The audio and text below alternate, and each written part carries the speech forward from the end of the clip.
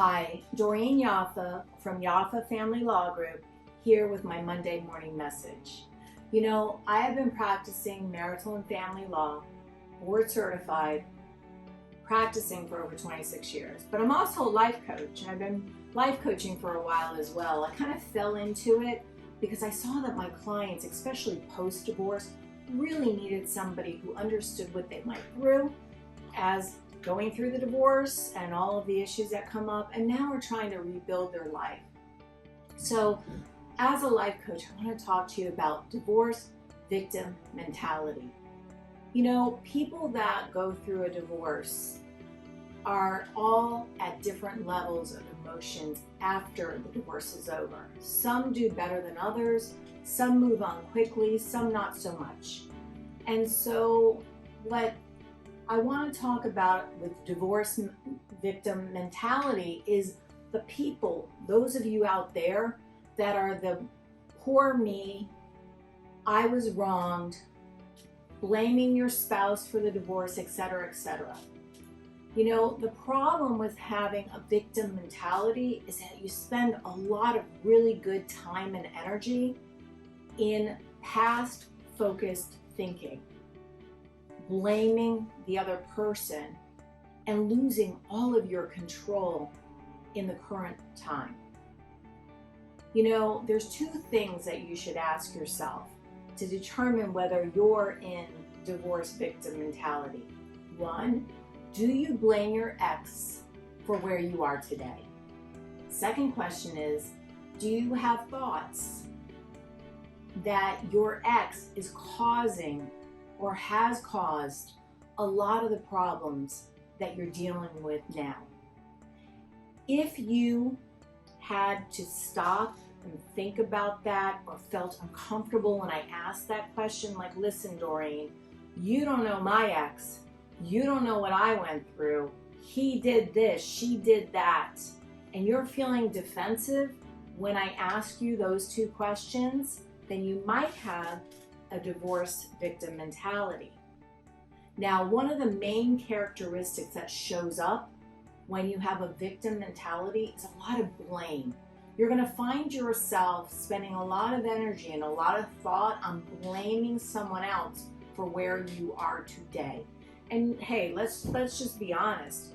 When you're going through a divorce and you're dealing with it post-divorce, it's very easy to get the world on your side. You know, he just did this to me, or she just did that, and I just went through a divorce. You're going to get a lot of people that are going to join in that pool with you and going to say, yeah, you know what, he really did you wrong, or she really did you wrong. And you got to be careful about that, because blaming others for where you are today is never going to get you somewhere forward. And why would you want to give all that power of your thoughts and your energy and who you are and what you can do with your amazing life? Why would you want to give that to someone else? Why would you want to spend a lot of time there? You know, I also see that people that deal with victim mentality, they tend to do a lot of hiding.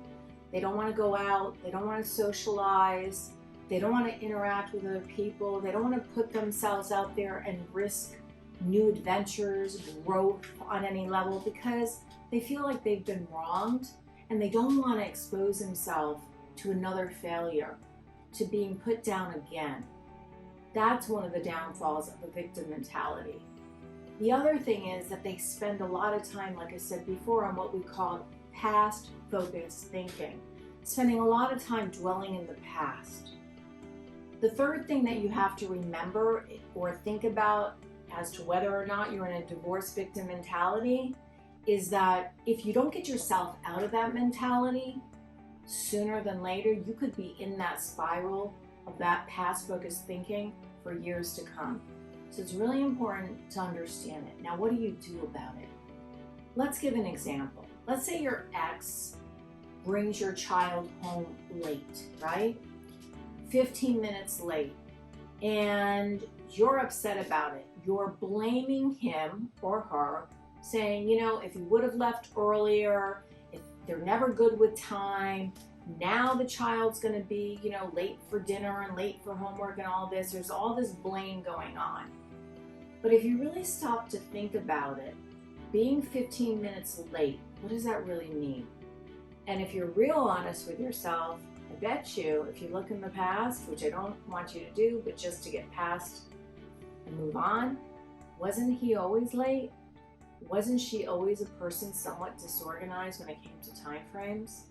So why are you spending so much time on that? And when you spend a lot of time blaming others, it immediately comes into some kind of a defense feeling, and you start getting angry, lashing out, and probably saying and doing things that really don't serve you, your family, your child, or anyone else. So again, you give all your power to somebody else. You let them get the best of you. So you want to do the following, right? When you feel that defense coming up, when you feel that blame coming up, you want to take a time out. You want to really process what's going on. You want to think about what your ex did or said or wrote you, and whether you should really do anything with it. Should you maybe look at what they said and look at it through a different light, and maybe, I don't know, even recognize that there might be some truth in what they said. You know, so slow down, rethink it. I'm not asking you to be a doormat. What I'm suggesting for you to do is to maybe decide not to engage, but to use that energy somewhere else. You know, there's no way faster than to shut someone down than to not engage. There's no way faster to stop a fight or an argument than to not be defensive and start to engage in that type of a back and forth. Okay, so that's my lesson for today. Asking you to, 1, see if maybe you have a divorce victim mentality. 2, if you do, to recognize it. 3, take a time out, pause before you react.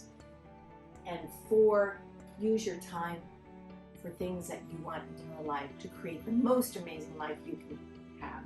Take all that energy and put it elsewhere. Until next time, I wish you the best. Have an amazing week, and we'll talk soon.